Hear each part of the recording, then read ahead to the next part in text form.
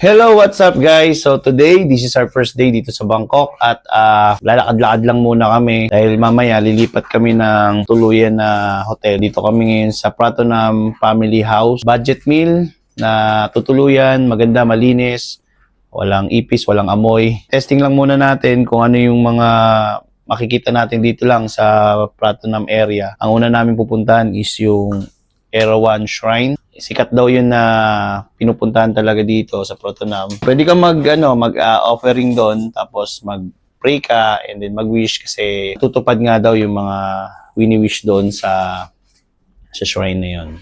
So ayan, abang-abang tayo sa mga makikita natin sa daan. Ayan, kasama ko ang aking misis at si Bayaw. Go!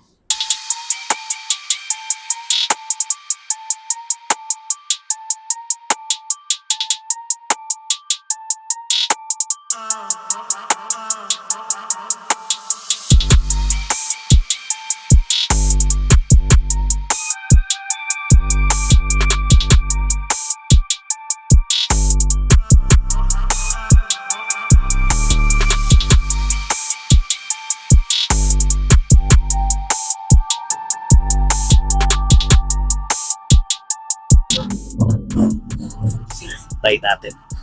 So dito guys, merong tinatawag na Chinese dough. Parang bread siya, pero meron siyang sauce, pandan or fondant.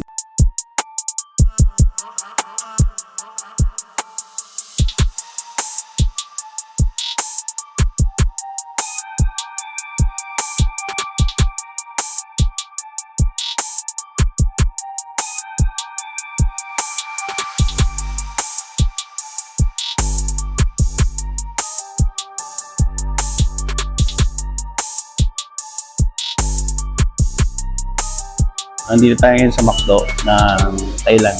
Tingnan natin yung mga menu nila. So, order muna tayo. Meron silang porridge sa McDo. Yung. So, dito kami ngayon sa McDo. Dinala namin itong binili namin sa labas. Pero sa McDo kami kakain. Nice. Ano tawag dito? Chinese dough. Chinese dough. So, may sauce kami. And then, kasi tinay din namin dito sa McDo yung lugaw nila. Kasi gusto ko kakaiba naman. May lugaw sa McDo.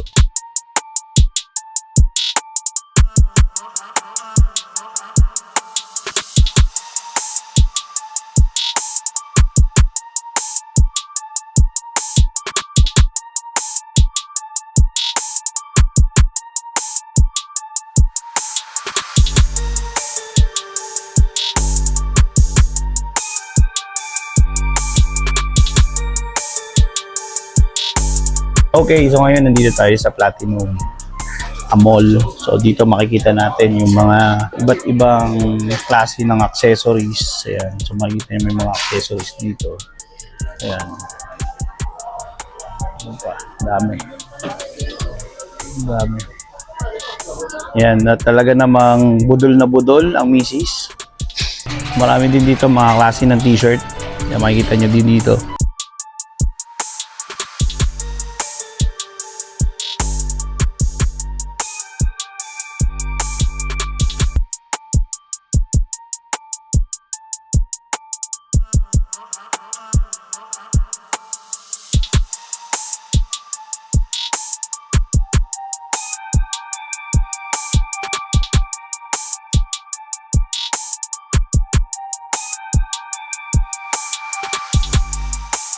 So ngayon, nandito kami sa Central World. Yan, marami daw makikitang mga kakaibang stall dito na wala sa Pilipinas.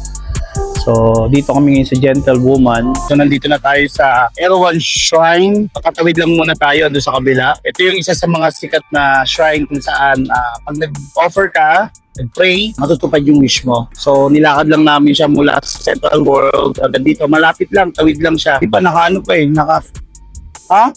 Wait, do ayun oh. Kita mo. Mamamatsi pa tayo dito ng di oras. Ang bilis ng motor. Talaga to pasaway pa. Pinoy ka. Tatlong Pinoy na pang... Ayun okay, nagtitingnan mo naman eh. Susunod tayo sa iba. Huwag natin gayahin yung mga lokal. Kasi alam nila yan. Sila ka sumusunod o nasa amin. Diba? Gusto mo bang mabalita ka sa Pilipinas? 3 ugok na Pinoy sagasaan sa Thailand. Damn! Hindi sumusunod. Doon, go na, yun oh.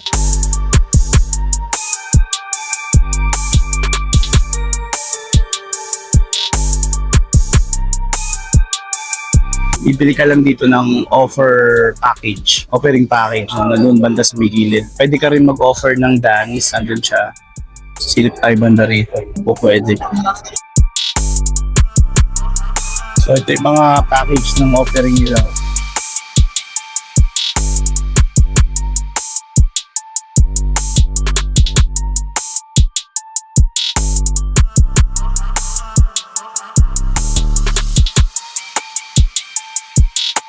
Alright, so ayun, tanghalian na. At ang binili namin is ito. Sa akin scallop na parang pagka-proud. Pero scallop siya. Kay Mrs. ay, ano sa'yo boy? Pork noodles. Tapos meron kaming ito, longgan. May yung scallop yan. Ang ano lang dito. Hindi ko amor, parang walang mga condiments. Ito medyo maanghang ha.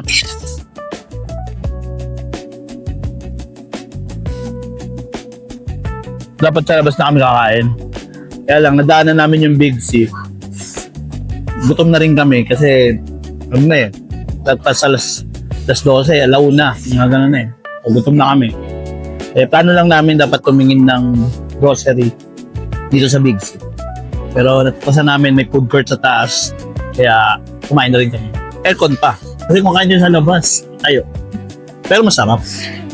Tapos, pag bibili kayo dito sa may Big C, sa food court nila, una binayad namin, cash. Hindi daw pwede. Kailangan daw mag-load na itong e-card. So, meron silang mga booth dito para mag-load ka ng e-card. Wala naman siyang minimum amount. Magkano gusto mong i-load yun, yung ikakarga nila. Tapos, may ibang store or shop or food stall na hindi nag-accept nito. Gusto nila cash. Tulad nitong binili namin na inumin. Hindi sila nag-accept ng card. Dapat may cash ka rin na hawak. So, mamaya pa lang namin malaman kung may sukli pa to o pwede pang makuha yung tira. Sarap talaga. Para din tong pagkapraw, pero ang main ingredient niya, hindi pork, hindi chicken, scallop. Mano sila dito, guys? Ma-herbs, diba? Halos lahat ng pagkain nila dito, matapang sa herb. Especially basil. Itong kinain ko, ano lang to, nasa 80 baht. Anong binili mo, Carl? 3 meats. Pero may calamares, man. Alright, so ayan no, dito na kami sa Amber Inn at ito na yung second labas namin. Nagpahinga kami ng mga around 2 PM, nag-check-in lang, tapos pahinga. So ngayon ay 4 na, lalabas kami para mag-ikot-ikot ulit sa Pratunam, mag-try ng mga street foods. Tapos baka pumunta kami ng Judge Fair para dun sa jumping salad. Yan. So, tingnan natin kung ano yung mga kakain natin mamaya, no? So, samahan nyo kami. Mamasyal kaming 3 ulit at i-explore natin ang Thailand. Let's go!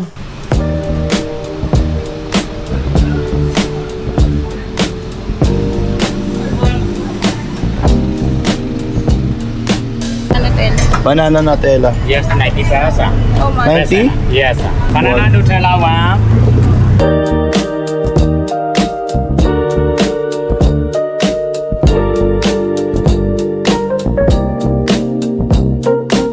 Ano yung sa inyo? Mango sticky rice. Asan yung gata? Ilagay mo na? Alright guys, ito na. Ito na ang roti. And I eat here. Yeah. So yan ang roti. Nutella banana.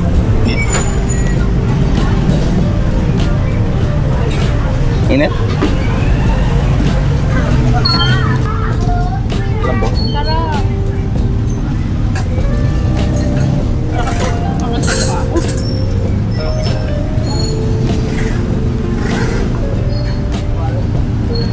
Mainit. Sutra tayo. Laki oh. Ha? Doon tayo magpipicture. Grabe, laki guys oh. You know.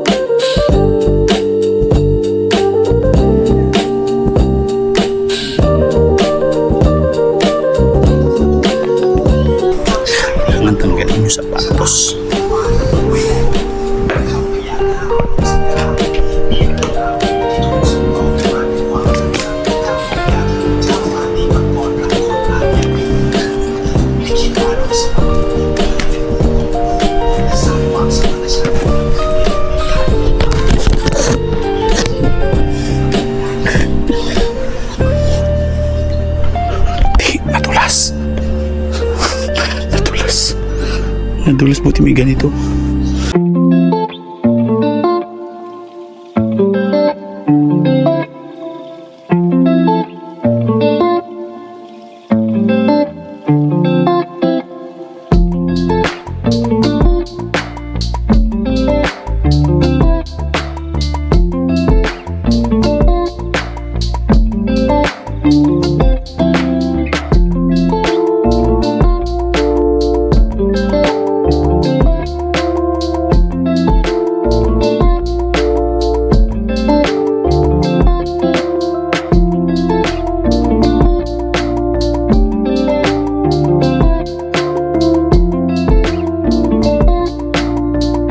Good morning everyone. Ayan. So ngayon, ano na pa, may ilang day na ba namin to?